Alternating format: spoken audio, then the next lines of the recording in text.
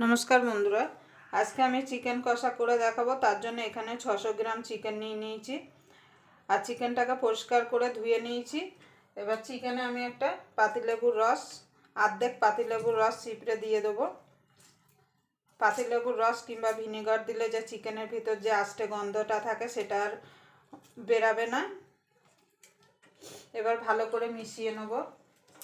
Chicken কষা তো আপনারা অনেকভাবে বাড়িতে বানিয়ে খেয়েছেন, একবার আমার মতো করে এইভাবে চিকেন কষা বানিয়ে খেয়ে দেখুন। গরম ভাত, রুটি, পোলাও, ফ্রাইড রাইস সব কিছুর সঙ্গে খেতে কিন্তু অসাধারণ লাগবে। আপনারা প্রথম থেকে শেষ পর্যন্ত ভিডিওটা দেখুন, আশা করি আপনাদের ভালো লাগবে। যদি চিকেন কষার রেসিপি আপনাদের ভালো লাগে তাহলে অবশ্যই একটা লাইক করে দেবেন, আর আমার চ্যানেলের নতুন বন্ধু হয়ে থাকলে অবশ্যই চ্যানেলটা সাবস্ক্রাইব করে আমার পাশেই থাকবেন, আর পাশের বেল আইকনটা অবশ্যই বাজিয়ে দেবেন আমি যখন কোনো নিত্য নতুন রেসিপি আপলোড করব সবার আগে পাওয়ার জন্য। আমি লেবুর রসটা মাখিয়ে সাইডে রেখে দেবো। এবার একটা চিকেনটা রান্না করার জন্য একটা কড়াই বসিয়ে দেবো গ্যাসে। দেখুন বন্ধুরা, কড়াইটা বসিয়ে দিয়েছি, কড়াইটা গরম হয়ে গেছে। এবার দিয়ে দেবো সর্ষের তেল। আপনারা চিকেনটা সর্ষের তেলে রান্না করবেন। সর্ষের তেলে কিন্তু যে কোনো রান্নার স্বাদ কিন্তু আলাদা হয়।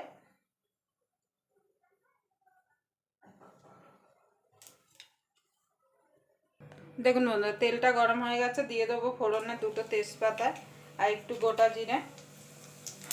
আপনারা এখানে চাইলে গোটা গরম মশলা দিতে পারেন, আমি দেবো না। ফোড়নটা একটুখানি ভাজা ভাজা করে নেব।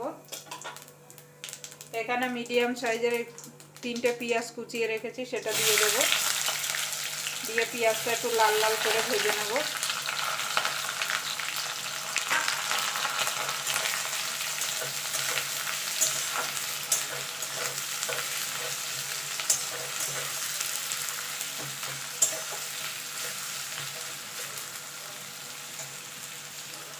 দেখুন বন্ধু, পেঁয়াজটা লাল লাল করে ভাজা হয়ে গেছে। এবার দিয়ে দেবো আদা রসুন বাটা।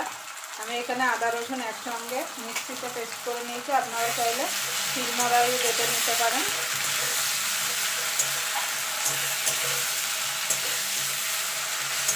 এবার একটুখানি আদা রসুনের কাঁচা গন্ধটা যাওয়া পর্যন্ত এটাকে একটুখানি কষিয়ে নেব।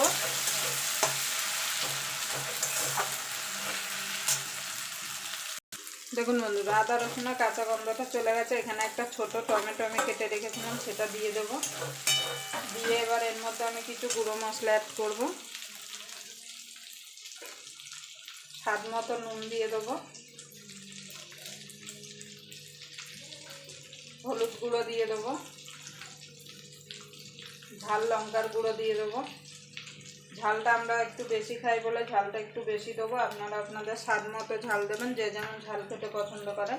আর রঙের জন্য দিয়ে দেবো কাশ্মীরি লঙ্কার গুঁড়ো।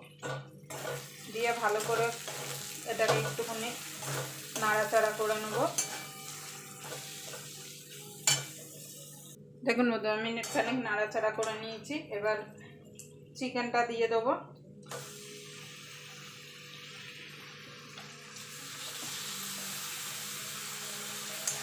দিয়ে চিকেনের সঙ্গে ভালো করে মশলাটা মাখিয়ে নেব।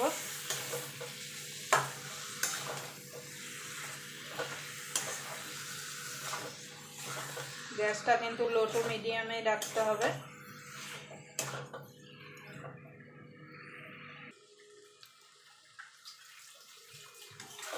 দেখুন বন্ধু, আমি মশলার সঙ্গে মাংসটা ভালো করে মাখিয়ে নিয়েছি। এবার আমি এটাকে ঢাকা দিয়ে মিনিট 5 এটাকে আমি কষিয়ে নেব। গ্যাসটা কিন্তু লো টু মিডিয়ামে রাখতে হবে, না হলে তলা থেকে লেগে যাবে। দেখুন বন্ধু, মাংসটা 5-7 মিনিট আমি ভালো করে কষিয়ে নিয়েছি। আর দেখুন কতটা জল বেরিয়ে গেছে মাংস থেকে। এখানে আমি 2 চামচ মতো টক দই ফেটিয়ে রেখেছিলাম, সেটা দিয়ে দেবো। দিয়ে ভালো করে আপনারা যখন টক দই দেবেন অবশ্যই গ্যাসটা একদম কমিয়ে দেবেন, না হলে কিন্তু টক দইটা ফেটে যাবে। আর দিয়ে কিন্তু সঙ্গে সঙ্গে নাড়তে হবে।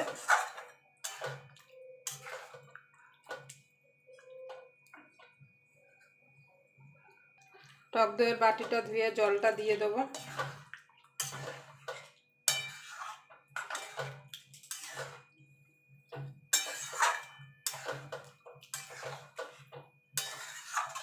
এবার ভালো করে এটাকে আমি মিনিট 10 কষিয়ে নেব, যতক্ষণ তেল ছেড়ে না আসছে। মাংস যত কষাবেন স্বাদটা কিন্তু তত হবে, কষানোর উপরে কিন্তু মাংসের স্বাদটা আসে। এবার আমি ঢাকা দিয়ে এটাকে যতক্ষণ তেল না ছেড়ে আসছে রান্না করে নেব। দেখুন বন্ধুরা, আমি 10 মিনিট মতো মাংসটাকে রান্না করে নিয়েছি। আর দেখুন কতটা ঝোলও টেনে গেছে। আমি কিন্তু এখানে জল দিইনি, মাংস থেকে যে জলটা বেরিয়েছে আর টক দইয়ের বাটি ধুয়ে যে জলটা দিয়েছি তাতেই কিন্তু আমার মাংসটা সিদ্ধ হয়ে গেছে। এবার একটুখানি চিনি দিয়ে দেবো। এখানে দিয়ে দেবো চিকেন মশলা,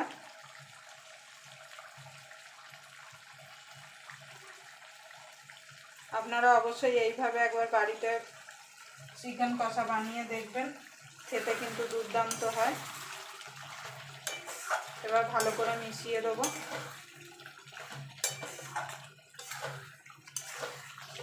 দেখুন আমার মাংসও কিন্তু সিদ্ধ হয়ে গেছে। আরও আমি গ্যাসটা লো টু মিডিয়ামে রেখে এটাকে, দেখুন মাংসর রঙটাও কিন্তু অনেকটা চেঞ্জ হয়ে গেছে। এটা আরও মিনিট 5 আমি রান্না করে নেব, যেহেতু কষা করব। দেখুন বন্ধুরা, চিকেনটা হয়ে গেছে। এবার আমি একটু গরম মশলা দিয়ে নামিয়ে দেবো।